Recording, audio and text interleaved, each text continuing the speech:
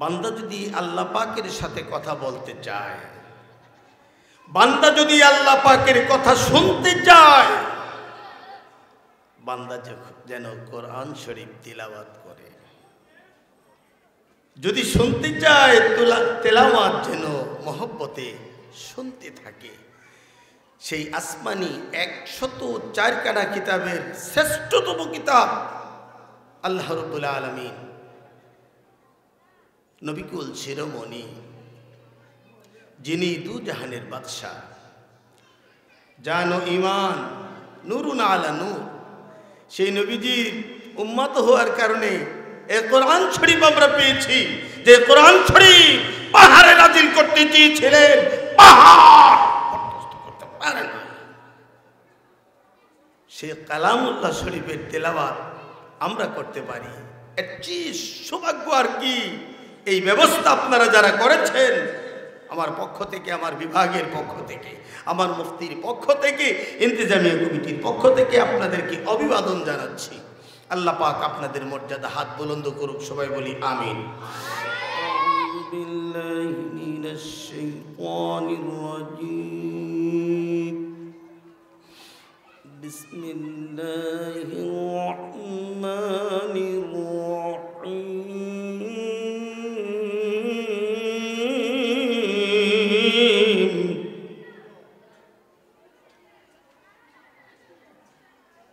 হালালাল্লাহুল বাই'a ওয়া হারামার রিবা। সাদাকাল্লাহুল আযীম ওয়া সাদাকা রাসূলুহুন নাবিয়্যুল হাবিবুল কারীম। قال رسول الله صلى الله عليه وسلم: الحلال بين والحرام بين. رواه المسلم. في شان حبيبه ومحبوبه ومعشوقه ومقصوده ومطلوبه. إن الله وملائكته يصلون على النبي. يا أيها الذين آمنوا صلوا عليه وسلموا تسليما. বাপজিরা, আমার মিয়া ভাইয়েরা, আমার ছোট্ট সোনা জাদুমণি, পর্দার অন্তরালে আমার শ্রদ্ধেয় মা, প্রিয় বোনেরা, আমি আপনাদের এলাকায় নতুন না হলেও নতুন। এই অবস্থায় বলা যাবে না আপনারা আসেন, প্যান্ডেলের ভিতরে বসেন, বললেও কাজ হবে না। মাই ইয়াতাওয়াক্কাল আলাল্লাহ ফাহুয়া হাসবুহু। সে মহামহিম রব্বুল আলামিনের দরবারে তাওয়াক্কুল আর তৌফিক চেয়ে শুরু করার সময় শুধু বিনয়ে অনুরোধ করব, আপনাদের মাঝে কম্পেয়ার করার একটা রাডার মহান আল্লাহ রাব্বুল আলামিন দিয়েছেন। যদি সেই ছোট্ট দামি রাডারে ধরা পড়ে যে উজান শোলজুড়া বাইতুল জান্নাত কেন্দ্রীয় জামে মসজিদ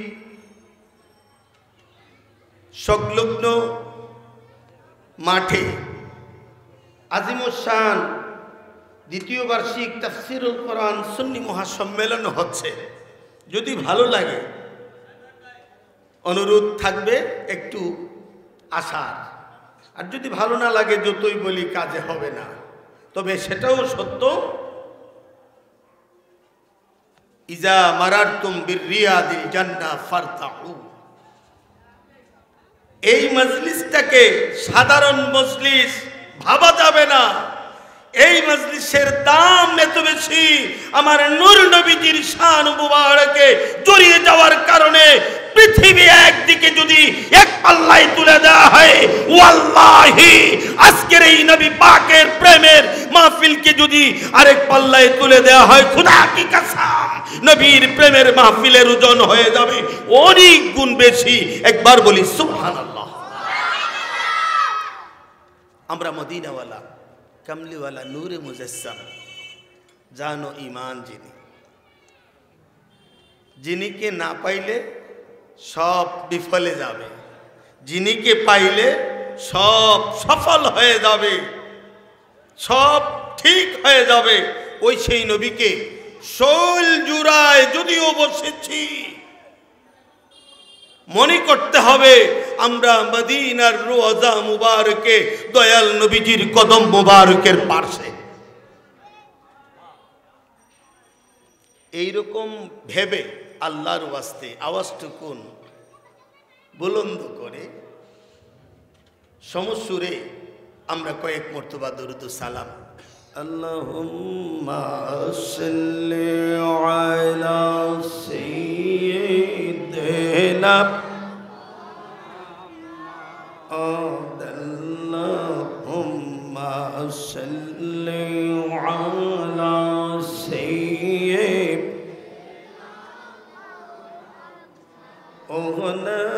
نبينا شفيعنا مولانا نبينا شفيعنا مولانا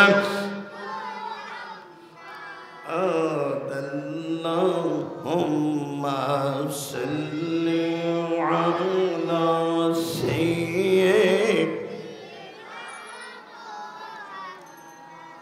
कर लगिया कांदोरे मन किया तोरा पोना कर लगिया कांदोरे किया तोरा पो गुनगारे বন্ধু যিনি শুয়ে কাঁদেন মদিনা আগুনাগারের বন্ধু যিনি আজ কাঁদেন মদিনায় আল্লাহুম্মা সাল্লি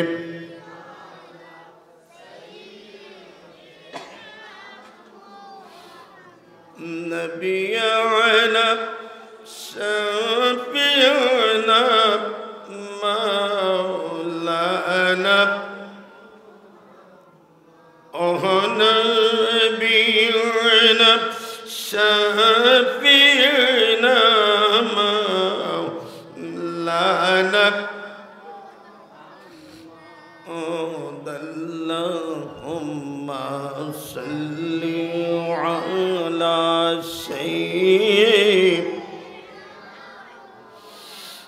একটু জিকির চাইলা ইলাহা ইল্লাল্লাহ লা ইলাহা ইল্লাল্লাহ লা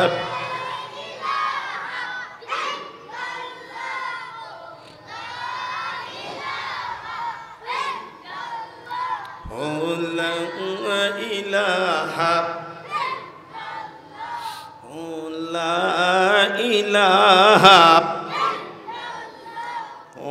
la ilaha la ilaha illallah muhammadur rasulullah sallallahu alayhi wa sallam উজান শৈলজোড়া বাইতুল জান্নাত কেন্দ্রীয় জামে মসজিদ ও গ্রামবাসীর উদ্যোগে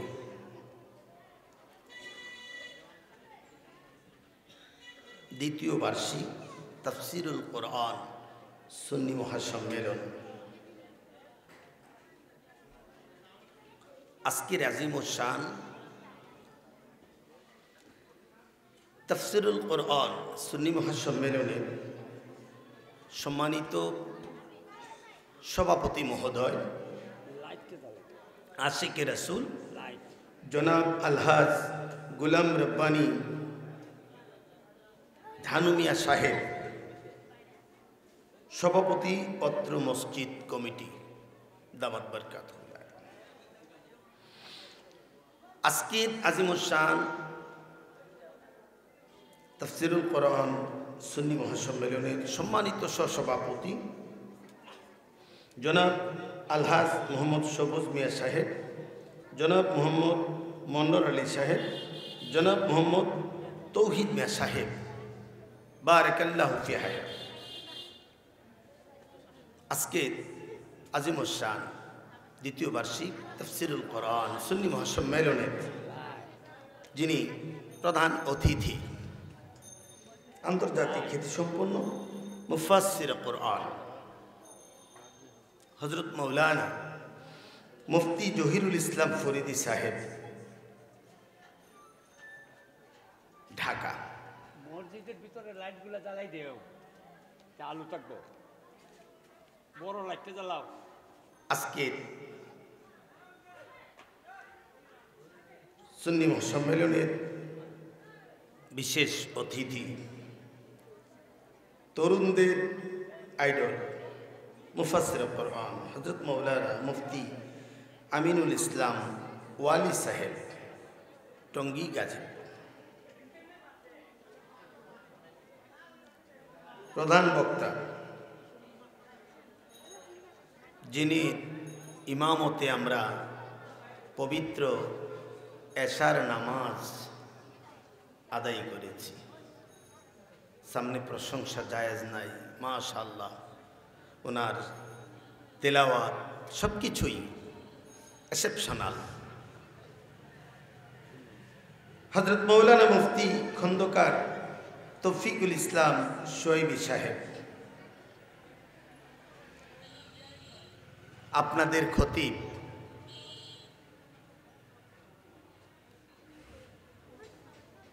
দামাত বরকাতুহুল আলিয়া। বিশেষ বক্তা হযরত মাওলানা হাফেজ কারি মোহাম্মদ জমির আলী সুন্নি আল কাদরি সাহেব, খতিব লাদিয়া কেন্দ্রীয় জামে মসজিদ। বিশেষ বক্তা হযরত মাওলানা মুহিবুর রহমান আশিকি সাহেব, হবিগঞ্জ। গজল শুনিয়ে আমাকে সত্যিই মুগ্ধ করেছেন শায়ের মিজান কাদরি ও শায়ের হাফেজ জাকারিয়া বিন মালিকি সাহেব। আল্লাহ ওনাদের কণ্ঠে বরকত দান করুক, নেক হায়াত দরাজ করুক, সেই সাথে সবাইকে কবুল করুক। সবাই বলি আমিন। মাহফিল পরিচালনায় আছেন হাফেজ মোহাম্মদ ফজলুর রহমান সাহেব, হাফেজ মোহাম্মদ আলমগীর হোসেন ইমরান সাহেব, আমার বন্ধুবর, আপনাদের এলাকার সন্তান। আমরা ধন্য, আমার বন্ধুর উছিলায় আজকে আমি এই উজান শৈলজোড়া সুন্নি মহাসম্মেলনে আসতে পেরেছি। ইতিমধ্যেই আপনারা জেনেছেন, আমাকে বিষয় দিয়েছেন এবং আগেভাগে আমাকে আমার বন্ধু জানিয়ে দিয়েছেন। আমার বিষয়টুকুন হলো হালাল এবং হারামের পরিচয়। ছোট্ট করে কালামে মাজিদের থেকে আমি ছোট্ট একখান আয়াতে কারিমা তিলাওয়াত করেছি। মুসলিম শরীফ থেকে ছোট্ট একখান হাদিস শরীফ এনেছি। কেন হুজুর ছোট্ট ছোট্ট কেন? বড় বড় আয়াত আছে না, বড় বড় হাদিস আছে না? হ্যাঁ আছে।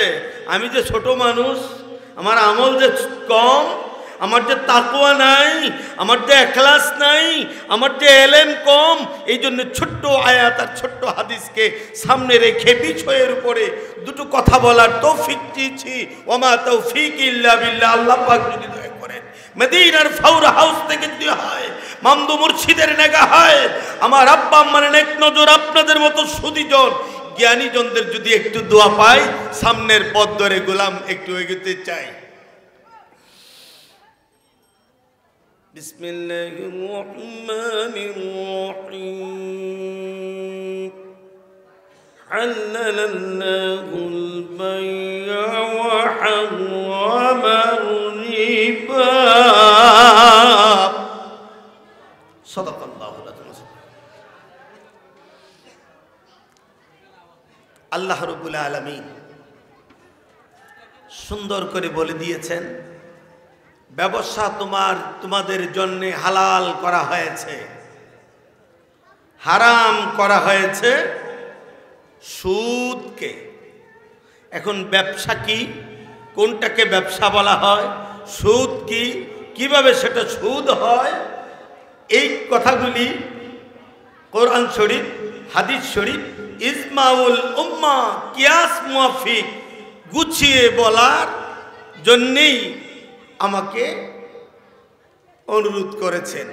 তবে আমি আগেই বলেছি, এত বড় বিশাল বিষয়ে কথা বলার জন্য অনেক জ্ঞানের দরকার। যদি মহান আল্লাহ পাক তৌফিক এনায়েত করেন, ইনশাআল্লাহ আমি আমার বিষয়টুকু সামনে রেখে দুটো কথা বলতে চাই। কেন ব্যবসার কথা টানলেন, কেন সুদটাকে আবার নিষেধ করলেন, একটু এগিয়ে যেতে হবে। এটা তাফসীরুল কোরআন সুন্নি মহাসম্মেলন। এখানে দুটো জিনিস কিন্তু, একটা হলো তাফসীরুল কোরআন আর একটা হলো সুন্নি মহাসম্মেলন, অর্থাৎ আহলে সুন্নাত ওয়াল জামাতের মতাদর্শ ভিত্তিক তাফসীরুল কোরআন সুন্নি মহাসম্মেলন, যেখানে আল্লাহ পাকের কথা হবে, রাসূল পাকের কথা হবে, কোরআন থেকে কথা হবে, হাদিস থেকে কথা হবে, ইজমা থেকে কথা হবে, কিয়াস থেকে কথা হবে। খোদা কি কসম, একটা কথাও মন গড়া বলা যাবে, কারণ হালালের ব্যাপার, হারামের ব্যাপার আমার বিষয় সম্পর্কে আমি বলছি। অন্যরা কেউ বলতে পারলেও আমি পারবো না, কারণ আমার বিষয়ই হলো হালাল এবং হারাম। যা হালাল তা বলতে হবে, যা হারাম আমাকে ছেড়ে দিতে হবে লিওয়াজহিল্লাহ, আল্লাহর মহব্বতে। আর মুআজ্জাজ হাজিরিন, ব্যবসার কথা বলা হয়েছে হালাল, সুদকে হারাম করা হয়েছে। একটু সামনের দিকে যখন আমরা যাব, আরেকটি আয়াত পাবো, বিসমিল্লাহির রহমানির রহিম। ইন্নী জাইলুন ফিল আরদি খলিফা। কোরআনে পাকের তাফসিরের এক ক্যাটাগরির তাফসির হলো এক আয়াত দিয়ে আরেক আয়াতের তাফসিরকে বলা হয়েছে এ প্লাসের তাফসির। আল্লাহ পাক আমাদেরকে ব্যবসা হালাল করেছেন, সাথে সাথে হারাম করে দিয়েছেন সুদ। এই জন্য আমরা এই আয়াতের শরণাপন্ন হয়েছি। সে আয়াতে কি বলেছেন? আল্লাহ বলতেছেন, ইন্নী জাইলুন ফিল আরদি খলিফা, আমি তোমাদেরকে আমার প্রতিনিধি করে পাঠিয়েছি। আমি আল্লাহ তোমাদেরকে আমার প্রতিনিধি করে পাঠিয়েছি। ব্যাপারটা ছোট্ট হলেও বিশাল বড় ব্যাখ্যা। আমি সাধারণ না, আপনি সাধারণ না। আমার আল্লাহ বলতেছেন আমার প্রতিনিধি করে আমি পাঠিয়েছি। আমরা যদি আল্লাহ পাকের প্রতিনিধি হই, কিভাবে ব্যবসা করব, কিভাবে সুদ থেকে বেঁচে থাকব, ইত্যাদি ইত্যাদি বিষয় আমাদেরকে অবশ্যই জানতে হবে। শুধু জানলেই হবে না, মানতে হবে। শুধু মানলেই হবে না, মানার মধ্যে ইস্তেকামত থাকতে হবে। ওয়ালা তাহিনু ওয়ালা তাহজানু ওয়া আনতুমুল আ'লাউনা ইন কুনতুমুল মুমিনিন। মুমিন যারা, পেরেশানি নাই, বিজয় তাদের জন্যই রয়েছে। আজ হোক কাল হোক, টুডেন টুমরু, বিজয় আসবে মুমিনের জন্য। কারণ মুমিনের সাথে আছেন আল্লাহ। কে আছেন? আল্লাহ। মুমিনের সাথে আছে মদিনার মুস্তাফা। এই জন্যে মুমিনের বিজয় সুনিশ্চিত। মুআজ্জাজ হাজিরিন, আল্লাহ পাকের কালামুল্লাহ শরীফের সাথে সাথে মুসলিম শরীফ থেকে ছোট্ট আয়াত, একখান হাদিস শরীফ তেলাওয়াত করেছিলাম। আল হালালু বাইয়িনু আল হারামু বাইয়িনু, রাওয়াহুল মুসলিম। স্পষ্ট হয়ে গেছে হালাল, স্পষ্ট হয়ে গেছে হারাম। এখন আর কি আলোচনা করব আমি? মুসলিম শরীফ বলতেছে, ও মুফতি, তোমাকে আর আলোচনা করতে হবে না, স্পষ্ট হয়ে গেছে, আলোচনা স্পষ্ট হয়ে গেছে কোনটা হালাল কোনটা হারাম। এখন আবার বিষয় দেওয়া হলো, এই জন্যে আমরা ভুলে যাই। এই জন্যে আমাদেরকে বলা হয়েছে ইনসান। আমরা হইলাম ইনসান। ইনসুন দেখে ইনসান, ইনসুন মানে হলো ভুলে যাওয়া, ভুলে যাওয়া।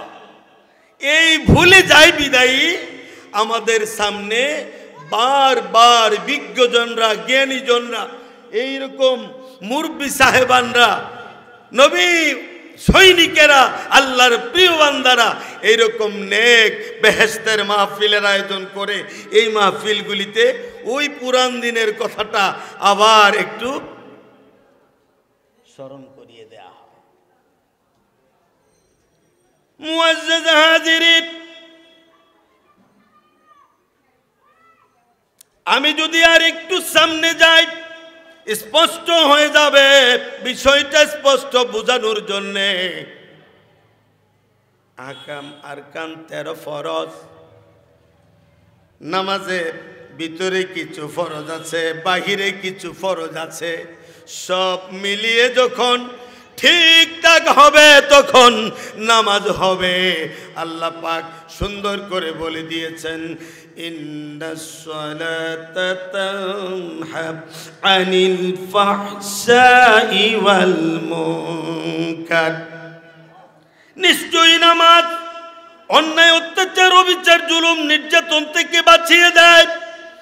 তাই যদি হয় তাহলে প্রশ্ন আছে, হুজুর নামাজ তো আমি পড়ি, নামাজ তো অমুক আদায় করে, কিন্তু দেখা যায় মিথ্যাও কয়। হুজুর নামাজ আদায় করে, ওয়াদাও খেলাফ হয়। হুজুর নামাজ আদায় করে, পাশের জনের ক্ষেতের আইলো একটু কাটে। হুজুর নামাজ পড়ে, সুদ ঘুষ সুযোগ মতো নিয়ে নেয়। আল্লাহর কোরআনে বলেছেন, নামাজ যদি হয়, কখনো এগুলি হইতে পারে না, তাহলে নামাজকে দায়ী করবেন না। নামাজকে দায়ী করার কোনো সুযোগ নাই। আমরা যারা নামাজ আদায় করি, আমরা ঠিকভাবে আদায় করি, এই দিকটা একটু আলোচনা করলেই আমরা বুঝে যাব। মুআজ্জাজ হাজিরিন, শরীর পাক। নামাজের জন্যে কতগুলি শর্ত আছে। ফরজিয়াতের একটা শর্ত হলো শরীর পাক। এই মাথা থেকে পা পর্যন্ত আমার আপনার শরীরটা পাক হতে হবে। এই যে জামাটা একেবারে মাথা থেকে পা পর্যন্ত যত জামা আছে, এই জামাটা পাক হতে হবে।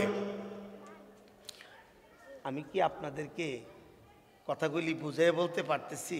আপনারা কি বুঝতেছেন নাকি কষ্ট হইতেছে? আমাকে বিষয় দিয়েছেন, আমি বিষয়ের উপরে মানে একটু কথা বলার আমি খুব পছন্দ করি, বিষয়ভিত্তিক আলোচনা। কারণ বিষয় না দিলে দেখা যায় কি আমরা 2-3 জন বক্তা একই ওয়াজ করে যাই। আমি ওকে ওয়াজ করছি, আমার পরের জন তো জানে না, উনি আইসা উনার মতো করে ওয়াজ করছেন, বিচার করছেন। আপনারাও আয় হায় একটু আগে শুনলাম, এরকম হয়। আর এই মাহফিলগুলিতে ইচ্ছা করলে প্রতিদিন করা যায় না। এই জন্য আমরা এক একজনকে এক একটা বিষয় দিলে আমরা অনেকগুলি জিনিস অল্প সময়ে একদিনে জানতে পারবো। এই জন্যেই মূলত এই যে মাহফিল, এই যে সব কিছু মূলে আল্লাহ পাকের সন্তুষ্টি, আল্লাহ পাকের রাসূলের সন্তুষ্টি। এর ব্যতিক্রম কিচ্ছু হলে ফল হবে শূন্য। শরীর পাক, জামা পাক, নাইলে নামাজ হবে না।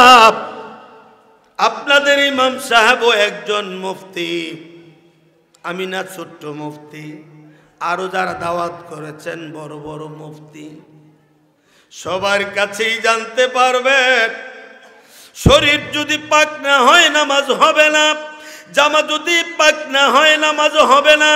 শরীর কেমনে নাপাক হয়? হুজুর লাখ সাবান দিয়ে শরীর সুন্দর করে পরিষ্কার করে দৌত করি, গোসল করি, সুন্দর জামা কাপড় সুন্দর করে ধুয়ে মুছে একেবারে যেখানে যেখানে যা যা করা দরকার সব কিছুই করি। কিন্তু কারণ কি? কারণ নামাজ না হওয়ার কারণটা কি? আজকে আমি ছোট্ট একটা ওয়াকিয়া দেব, ছোট্ট একটা ওয়াকিয়া। আপনাদের এলাকায় দুধ আছে না? দুধ, গাভীর দুধ, পটের না কিন্তু,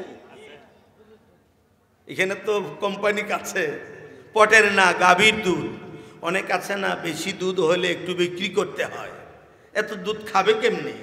আত্মীয় স্বজনকেও দেয়, নিজেও খায়, এরপরও থাকে। একটু দুধ যদি বিক্রি করে গুনাহ হবে নাকি? গুনাহ নাই। তবে ঐতিহ্যবাহী যারা, তারা কয় না দুধ বেচবো কেন, খাও, আত্মীয় স্বজনকে দাও, আল্লাহর হস্তে দাও, এরকম লোক আছে। আবার কেউ কেউ বিক্রি করেন, তবে বিক্রি করা কিন্তু গুনাহের কারণ না, লজ্জার কারণ না, নিষেধও না। এখন দুধের কথাটা এই জন্যই বললাম, একটা উদাহরণ না দিলে বিষয়টা বোঝা যায় না। ওই যে দুধ বিক্রি করতেছি, দুধে আমি একটু পানি মিশিয়ে দিয়েছি, পানি বেশি নাকি, একটা গ্লাস পানি, 1 গ্লাস পানি, আধা কেজি বা একটু কম, একটু পানি, এটা হইলো একটু পানি মিশিয়ে দিয়েছি। এই যে একটু পানি মিশিয়ে দুধটা বিক্রি করলাম, অন্যান্য দিন আসতো মনে করেন আপনার 1500 টাকা, আজকে পানি দেওয়াতে আসছে মনে করেন 1600-1700 টাকা।